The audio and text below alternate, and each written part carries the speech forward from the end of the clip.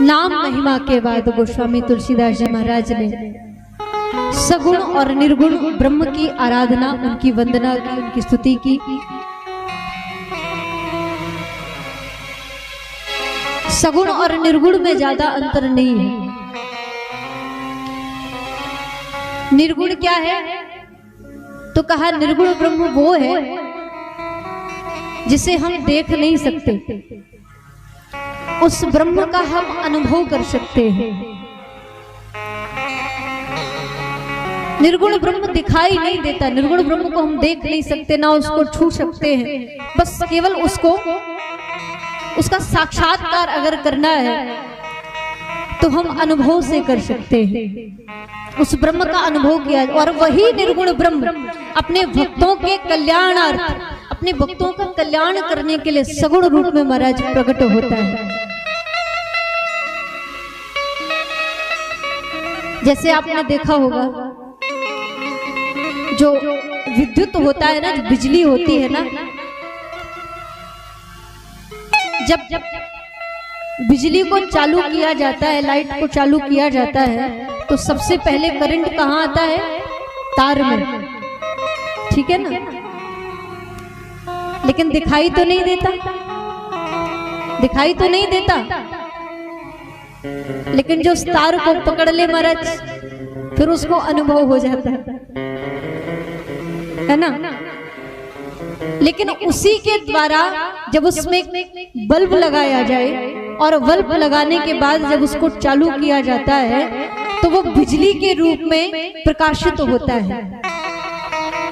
तब हम उसको देख सकते हैं कि ये बिजली है, ये लाइट है।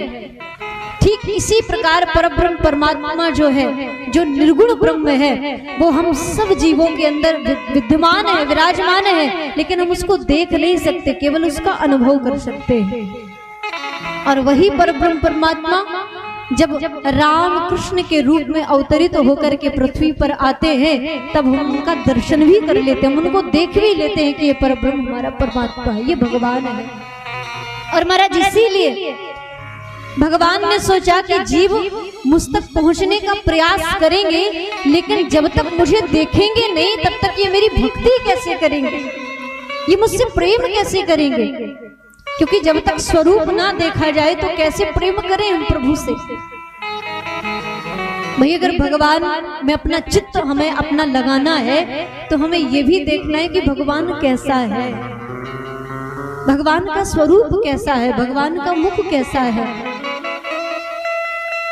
और जब भगवान को हम निहारते हैं तब उनके विग्रह में, उनके स्वरूप में हमारा चित्त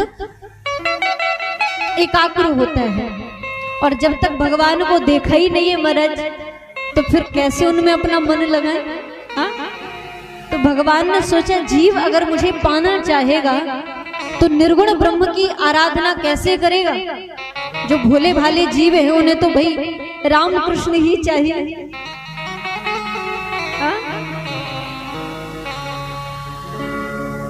जो ज्ञानी हैं, जो ब्रह्म ज्ञान रखते हैं, जो आत्म ज्ञान रखते हैं, वो तो निर्गुण ब्रह्म की उपासना कर सकते हैं। लेकिन जो ग्वाल वाले हैं वृंदावन के, जिन्होंने एक कृष्ण के स्वरूप से प्रेम करके, कोल भीलों को देखो महाराज, राम जी वन वन गए, राम जी के स्वरूप को देख करके उनसे प्रेम किया और भगवान के दर्शन करके उनके चित्त में अपना उनके स्वरूप में अपना चित्त एकाग्र किया और भगवान की भक्ति को प्राप्त किया। ठीक इसी प्रकार भगवान ने निर्गुण ब्रह्म से सगुण रूप में मेरे प्रभु प्रकट होकर के आते हैं कि जो मेरे भोले भाले जीव हैं, मेरे भोले भाले भक्त हैं, जिन्हें कुछ नहीं आता महाराज, जो केवल मेरा नाम लेना जानते हैं, जो केवल मुझे पुकारना जानते हैं, ऐसे भक्तों के लिए रामकृष्ण जैसे स्वरूपों की आवश्यकता है। इसलिए भगवान अवतरित होकर पृथ्वी पर आए। कबीरा कुआ एक है पनिहारी अनेक, कबीरा कुआ अनेक हैं, कबीरा कुआ एक है पनिहारी अनेक, वर्तन सबके न्यारे हैं, पानी सब में एक।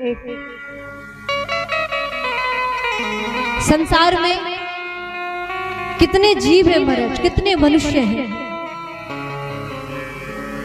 सबका अलग अलग हृदय है, लेकिन सबके हृदय में भगवान को प्राप्त करना भी सब चाहते हैं। और उन सबके हृदय में कोई और नहीं बल्कि वो परब्रह्म परमात्मा ही विराजमान है। आज हम समाज में अगर किसी से द्वेष करते हैं, अगर किसी से बैर रखते हैं, तो याद रखना हम किसी मनुष्य से नहीं बल्कि हम उस परमात्मा से बैर कर रहे हैं। क्योंकि इस शरीर का कोई महत्व नहीं है, ये शरीर मिट्टी में मिल जाना है, लेकिन ये आत्मा सदैव रहने वाली है, जिस आत्मा में उस परमात्मा का वास है। इसलिए आप शरीर से नहीं बल्कि आप आत्मा से द्वेष कर रहे हैं, आप उस परब्रह्म परमात्मा से द्वेष कर रहे हैं। इसलिए ये अपराध कभी कर मत देना। हाँ, सबको समान दृष्टि से देखो, चाहे वो अपना हो चाहे वो पराया हो, बस दृष्टि होनी चाहिए प्रभु श्री राम जैसे। भगवान राम भी सोच लेते महाराज, अरे मैं अयोध्या का राजा हूँ, मैं इन कुल भीलों को, वन में रहने वालों को हृदय से लगाऊंगा। लेकिन भगवान ने सबको अपनाया, भगवान ने सबको अपने हृदय से लगाया। क्यों? एक अपनत्व का भाव हमारे जीवन में होना आवश्यक है। प्रेम बांटो,